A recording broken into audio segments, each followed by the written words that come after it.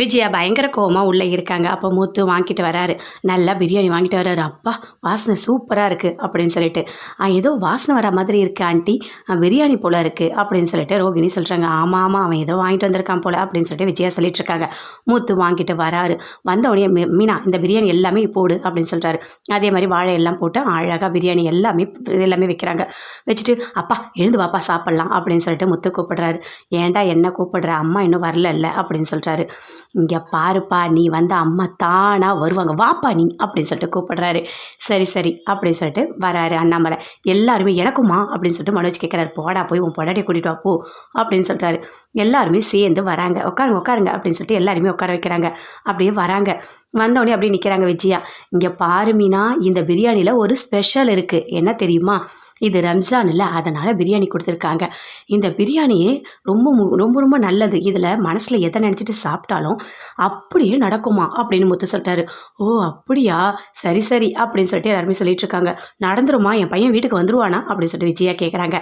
அதெல்லாம் வந்துடுவான் வாங்க, சரி வாங்க அப்படின்னு சொல்லிட்டு உட்காராங்க. லெக் பீஸ்லாம் சூப்பராக இருக்குது, அப்படியே பஞ்சு போல் வெந்திருக்கு, கறியெல்லாம் சாப்பிடுங்க அப்படின்னு முத்து சொல்கிறாரு. விஜயா சாப்பிட்றாங்க. எல்லாருமே சேர்ந்து ரொம்ப சந்தோஷமாக சாப்பிட்டுட்டு இருக்காங்க. ஆமாம், பிரியாணி டேஸ்ட்டு சூப்பராக இருக்குங்க அப்படின்னு சொல்லிட்டு மீனா சொல்கிறாங்க. அதான் சொன்னல, இது ஃபாரின்லேருந்து ஒருத்தர், அவரு செஞ்சது. என்னது ஃபாரினா?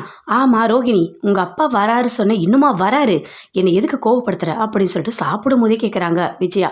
அப்படியே இருக்காங்க. இல்லை அப்பாவுக்கு வரேன்னு சொன்னார் அப்படின்னு சொல்லிட்டு இருக்காங்க. ஆமாம் ஆமாம், அவங்க அப்பா வரேன்னு சொன்னார், ஆனால் வானத்தோடு பறந்துட்டாரான்னு தெரியலையே அப்படின்னு சொல்லிட்டு முத்து சொல்லிட்டு இருக்காரு.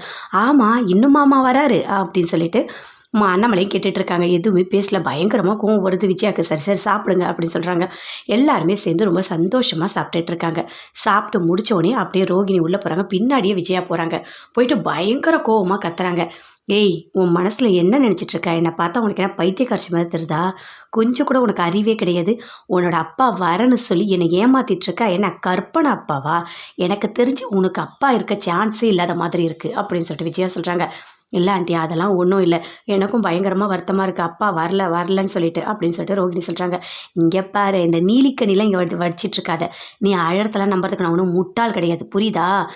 இன்னும் கொஞ்ச நாளில் உங்கள் அப்பா இங்கே வரலன்னு வச்சுக்க, நீ எந்த இடத்துல இருக்கணும் நான் முடிவு பண்ணுவேன்.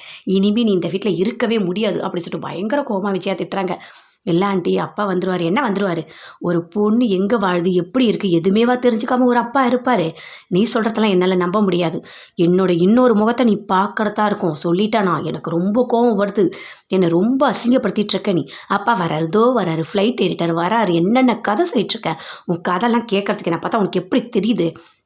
நல்லா தெரிஞ்சுக்க ரோகிணி, அவ்வளோதான் உனக்கு அப்படின்னு சொல்லிட்டு பயங்கர கோவமாக விஜயா போகிறாங்க.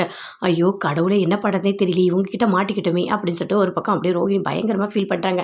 அவங்க ஃப்ரெண்டை போய் பார்க்குறாங்க. பார்த்துட்டு நடந்த எல்லாத்தையுமே சொல்கிறாங்க. என் மாமியார் எப்படி வில்லி மாதிரி நடந்துக்கிட்டாங்க தெரியுமா அப்படின்னு சொல்லிட்டு.